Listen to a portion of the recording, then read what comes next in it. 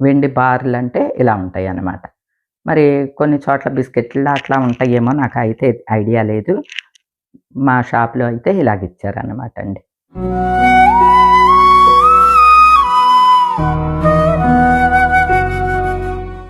అందరికీ నమస్కారం అండి. ఆనందంగా జీవితాన్ని ఆస్వాదించడానికి అమ్మ మాటకు స్వాగతం. ప్రస్తుతం బంగారం, వెండి రేట్లు విపరీతంగా పెరిగిపోతున్నాయండి. నేనెప్పుడు కూడా బంగారం గురించి మీకు చెప్తూ ఉంటాను. బంగారం రేటు అలా పెరుగుతూ ఉన్నది. ఎంతో కొంత మీరు దాని మీద ఇన్వెస్ట్ చేసి బంగారం కొనుక్కోండమ్మా అని చెప్పి. సిల్వర్ గురించి మాత్రం ఎప్పుడు నేను మీకు చెప్పనండి. ఎందుకంటే సిల్వరు కొనే అలవాటు నాకు కూడా తక్కువేనండి. ముందు నుంచి కూడా ఎందుకో సిల్వర్ పట్ల అంత శ్రద్ధ చూపేదాన్ని కాదు. మా ఆడపడుచులు వాళ్ళు దెబ్బలాడుతూ ఉండేవాళ్ళనమాట. ఇంకా వాళ్ళేం జేసేవాళ్ళంటే, మా చేత బంగారం కొనిపిస్తున్నావు కదా అని, వాళ్ళెప్పుడన్నా సిల్వర్‌వేమన్నా ఆర్డర్ చేసుకొని తీసుకున్నప్పుడు, నన్ను కూడా తీసుకోమని బలవంత పెట్టడం, లేదా వాళ్ళే తీసేయటం జరిగేది. లాస్ట్ ఇయర్ అయితే వాళ్ళు ప్రత్యేకించి సిల్వర్‌కి స్కీమ్ కట్టారనమాట అండి. అందులో నన్ను కూడా జాయిన్ చేశారు. అట్లా ఏదో సిల్వర్‌యి కొనుక్కోవటమే తప్ప వస్తువులు. నేను సిల్వర్ పట్ల అంత శ్రద్ధ చూపేదాన్ని కాదండి. కానీ ఎప్పుడైతే సిల్వర్ రేట్ పెరిగిపోతుందో, వెండి రేట్ కూడా పెరిగిపోతుందో, అయ్యో! అప్పుడు తక్కువలో ఎందుకు తీసుకోలేదు? అలానని నాకు అనిపించటం ప్రారంభించిందండి. అయితే నాకొక అలవాటుందండి. ఏదన్నా ఆహ్, అన్‌ఎక్స్‌పెక్టెడ్‌గా మనకేదన్నా మనీ గనక వస్తే, దాన్ని గుర్తుగా ఏదో ఒకటి కొనుక్కోవటం నాకలవాటు. ఇటీవల ఈ మధ్య కాలంలో మేము సోలార్ సిస్టమ్ వేయించుకున్నాము. సెప్టెంబర్ ఫస్ట్ వీక్‌లో వేయించుకున్నామండి. అది సూర్యాగర్ అంటే గవర్నమెంట్‌కి సంబంధించిందనమాట అండి. అట్లానే వేయించుకున్నాము. దానికి బ్యాంక్ లోన్ పెట్టుకోవాలి. లోన్ ద్వారానే మనకి వేస్తారనమాట. అట్లనే ఇన్‌స్టాల్‌మెంట్ పద్ధతిలో నెలకి మనం బ్యాంక్‌కి కట్టేసుకోవాలి. అందులో మరొక వెసులుబాటు ఏంటంటే, మనకి సబ్సిడీ వస్తుందండి. గవర్నమెంట్ సబ్సిడీ ఇస్తుందనమాట. మాకు 2 వేయించుకున్నామనమాట. 2 పార్ట్‌లుగా వేయించాము. ఒక్కొక్క దానికి 78,000 చొప్పున 78,000 సబ్సిడీ బ్యాకొచ్చింది. ఈ సోలార్ సిస్టమ్ వేసిన తర్వాత అవి మనకి ఎంత జనరేట్ అవుతున్నది, ఎన్ని యూనిట్లు జనరేట్ అవుతుంది, ఏంటి ఇదంతా టైం పడుతుందండి. అట్లానే మనకి జనరేట్ అయినయి గ్రిడ్‌కి వెళ్తాయన్నమాట.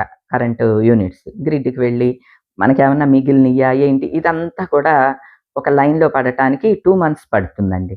అట్లానే మనకి సబ్సిడీ కూడా ఇంచుమించు ఒక నెల 15 రోజులు, 2 నెలల పాటు టైం తీసుకున్నారు. అక్టోబర్ నెలాఖరికొచ్చినియండి. అంటే 6 కేవీ ఏయించాం. 3 కేవీ, 3 కేవీ చొప్పున 78,000 చొప్పున 156,000 మాకు బ్యాకొచ్చినియనమాట అండి. అంటే సబ్సిడీ గవర్నమెంట్ ఇచ్చే సబ్సిడీ వచ్చింది. సాధారణంగా అకౌంట్‌లోనే ఉంచేసి ఈఎంఐలుంటాయి కదండీ! మరి లోన్ మీద తీసుకున్నాం కదా! ఈఎంఐలకి కట్టుకునేలాగా ఉంచేసుకోవచ్చు. కానీ నాకు అలవాటు ఉంటుందనమాట అండి. అదే చెప్పాను గండి ఏదన్నా గుర్తుగా అన్‌ఎక్స్‌పెక్టెడ్‌గా ఏదన్నా మనీ వస్తే, దాన్ని గుర్తుగా ఏదన్నా కొనుక్కోవటం. నాకేదన్నా మనీ వచ్చినప్పుడు, ఈ మనీ పలానా దానికొచ్చింది అని గుర్తుగా ఏదన్నా వస్తువు తీసుకోవటం అనేది ఇప్పుడు నాకు అలవాటనమాట అండి. అట్లనే శుభకార్యాలు అటువంటివి జరిగినప్పుడు కూడా అమ్మ వాళ్ళు, అక్క వాళ్ళు, మా బంధువులు ఏమన్నా చదివింపులు అవి పెట్టినా కూడా అవి గుర్తుగా ఏదన్నా గోల్డ్ తీసుకోవటం అలానే చేసేదాన్నండి. ఆ అలవాటు ఎప్పుడూ ఉంది నాకు. మా ఇంట్లో వాళ్ళకి కూడా చెప్తూ ఉండేదాన్ని. అమ్మ అన్ని పులుసు పెట్టేయొద్దు. అన్ని డబ్బులు ఒకే దానిలో కలిపేయొద్దు. ఖర్చులోకెళ్ళిపోతాయి అన్నీను. గుర్తుగా పలానాదని కొనుక్కొని పక్కన ఉంచుకోండి. పిల్లలుంటే కనుక గోల్డ్ కొని పక్కన ఉంచండి. పలానా వస్తువు కొన్నాం పలానా దానికి అని చెప్పి ఇట్లా చెప్తూ ఉంటాను.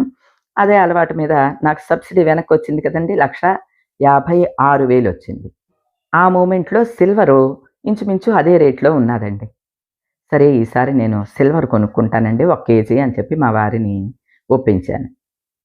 నా దగ్గర డబ్బులు నా అకౌంట్‌లోకొచ్చినాయనుకోండి, చకాచక్ నేను అనుకున్నదే తడువు తీసేసుకుంటాను. ఇక్కడేమో మా వారి అకౌంట్‌లోకి వచ్చినియి. ఎందుకంటే ఆయన పేరునే ఈ సోలార్ వేయించటం. అట్లనే సోలార్ ఎవరి పేరునుంటే వాళ్ళకే సబ్సిడీ వస్తుంది కదా! ఆయన అకౌంట్‌లోకొచ్చింది. నేను ఆయనతో చెప్పటం, ఆయన ఒప్పుకోవటం ఇయన్నీ అయ్యేసరికి ఒక 4 రోజులు పట్టింది. ఆయనకి అక్టోబరు నెలాఖరికి పడ్డాయన్నమాట అండి.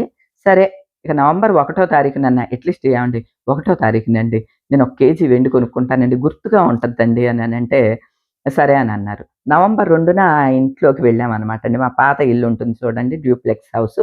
అది నవంబర్ 2న వెళ్ళామనమాట. ఆ! నవంబర్ 2 అయితే నీకు గుర్తుగా ఉంటది. నవంబర్ 2న కొనుక్కుందువు గాని అని అన్నారు. ఆ! సరే అండి అన్నాను. తీరా చూస్తే నవంబర్ 2 ఆదివారం వచ్చింది మొన్న. ఆ రోజు సండే షాప్స్ లేవు. సరే ఆగిపోయాము. ఏముంది రేపెళ్లి తీసుకోవచ్చులే మండే ఎళ్లి కొనుక్కుందువు గాని అని అన్నారు. ఓకే అని అన్నాను. మండే మా వారికేదో అర్జెంట్ పని పడిందండి. ఆయన బయటికెళ్ళిపోయారు.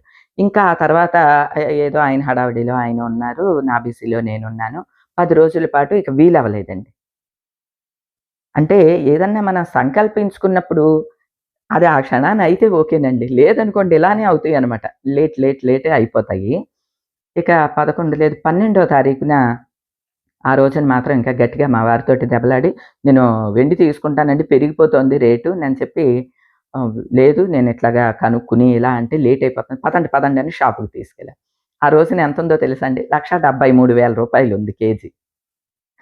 ఆ! షాప్‌లో అయ్యో! 1,73,000 అయిపోయింది వెండి అలా అనుకుంటే షాప్ వారు మాకు బాగా తెలుసనమాట. మేడం మార్నింగ్ కన్నా నిన్నటి కన్నా కూడా ఈవేళ తగ్గింది. మార్నింగ్ కన్నా కూడా ఇప్పుడు ఇంకా తగ్గింది. 2 రోజులు వెయిట్ చేయండి ఇంకొంచెం తగ్గొచ్చు అని అన్నారు. ఒకసారి ఫోన్ చేయండి నేను చెప్తానులెండి రేటు అనంటే 15వ తారీఖు నవంబర్ 15న ఫోన్ చేస్తే 1,69,000 ఉన్నదండి. తర్వాత నవంబర్ 21న అబ్ ఇంకో 2, 3 రోజులు అట్లా అయిపోయిన తర్వాత నవంబర్ 21న ఫోన్ చేస్తే 1,61,000 ఉన్నది. మా వారన్నారు, "చూసావా ఎంత తగ్గిందో? ఇంకా 1,50,000 వచ్చేంత వరకు నువ్వు వెయిట్ చెయ్యి. ఎట్లానో నా అకౌంట్‌లో 1,50,000 ఉన్నాయి. 6,000 ఖర్చయిపోయినియి" అని చెప్పారు. మన మగవాళ్ళ సంగతి ఎలా ఉంటదంటే అండి, ఏదన్నా వస్తువు కొంటాము అననంటే ఎందుకో రుచించదండి. కొందరు చాలా ఇంట్రెస్ట్‌గా కొంటారు. అటువంటి సహోదరులందరికీ కూడా నేను నమస్కారాలు పెడతానండి. నూటికో, కోటికో ఒక్కరుంటారండి అటువంటోళ్ళు. నేను మా ఫ్యామిలీలోనే చూస్తున్నాను కదా! ఎవరో ఒక్కళ్ళిద్దరు మినహా ప్రతి ఒక్కళ్ళు కూడా పలానాది బంగారం కొందామండి, వెండి కొందామండి అనంటే వెనక్కి లాగేవోళ్ళేనండి.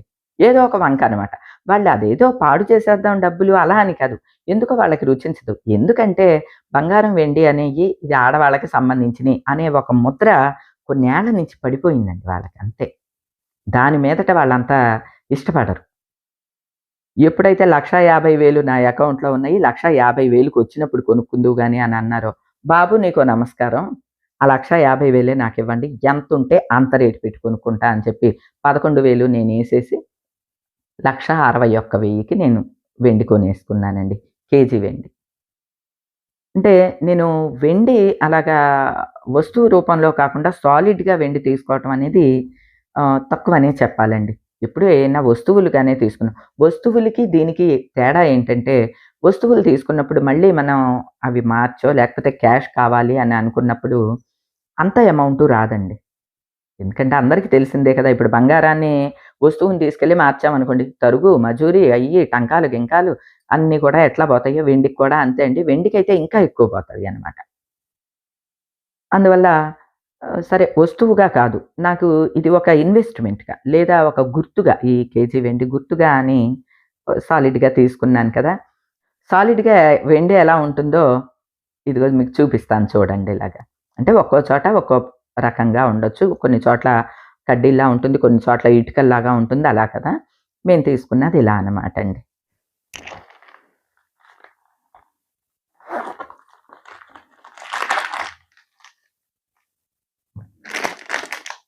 హ్మ్. 1 కేజీ ఇదిగోండి. సిల్వర్ ఇలా ఉంటుందన్నమాట. ఇదిగోండి. ఇలా ఉంటాయన్నమాట. వెండి కణికలు. ఒక్కోసారి ఇవి తూకం వేసినప్పుడు కరెక్ట్‌గా కేజీ తూగాలని ఏమీ లేదండి. కొంచెం ఎక్కువ, కొంచెం తక్కువ కూడా ఉంటుంది. అంటే కొన్ని గ్రాములు ఎక్కువ అట్లా కూడా ఉంటుంది. వీలైనంత మటుకు ఎక్కువగా ఉండేలానే తీసుకోవటం బెటరండి. అంటే కొన్ని గ్రాములు ఓ 10 గ్రాములు అటు ఇటుగా ఉన్నదనుకోండి, కొంచెం ఎక్కువగా ఉండేలా తీసుకోవటమే బెటరు. ఇప్పుడు నాకైతే ఇవి 2 కలిపి కరెక్ట్‌గా కేజీ వచ్చినియి. సో, ఏవండీ ఒక కేజీ వెండి కణికల్ని అలా అరచేతిలో పట్టుకున్నాం.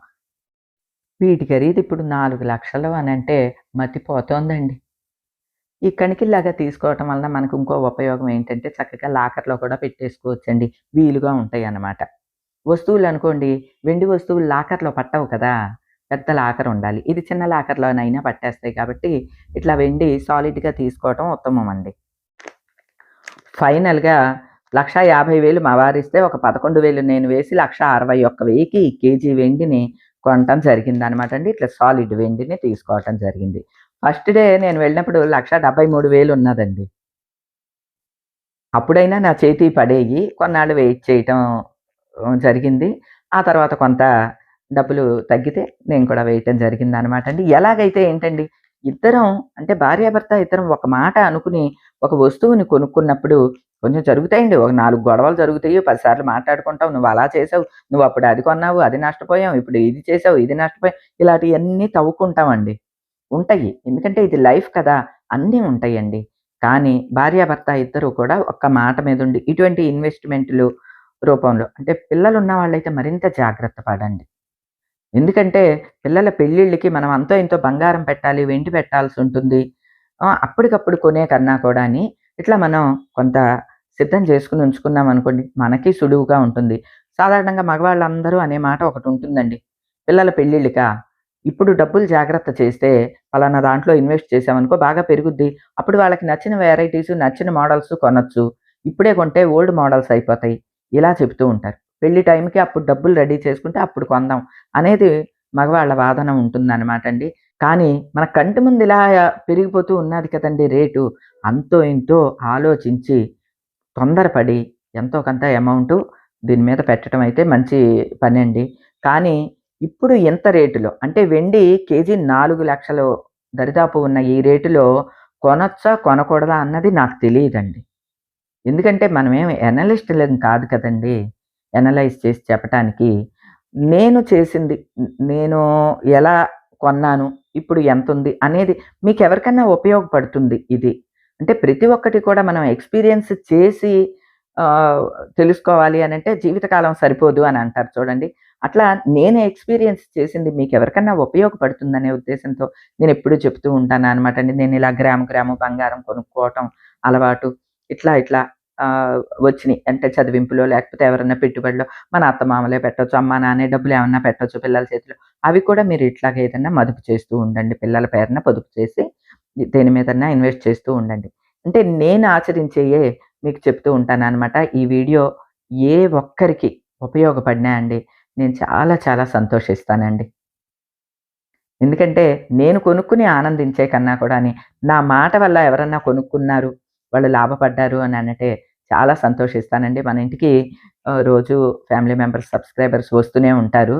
వాళ్ళందరూ చెప్పే మాట ఒకటే అనమాట. మీ మాట విని మేము ఇట్లా గోల్డ్ కొనుక్కున్నామండి, ఇలా జాగ్రత్త పడ్డామండి. ఇలా చెప్పినప్పుడు నాకు చాలా సంతోషంగా అనిపిస్తదండి. నా ఈ వీడియో మీకు ఎవరికన్నా ఉపయోగపడుతుందని మరింత వివరంగా చెప్పాను. నచ్చని వాళ్ళుంటే స్కిప్ చేసేయండి ఉపయోగపడదు అని అనుకుంటే గనక. కానీ ఇందులో ఉన్న మంచి పాయింట్ ఏదన్నా ఉంటే మీకు ఉపయోగపడేదుంటే తప్పకుండా స్వీకరించండి. ఓకేనా అండి? ఈ రోజుకైతే ఇదేనండి. మరో మంచి వీడియోతో మళ్ళీ కలుస్తా. అప్పటి వరకు ఉంటానండి.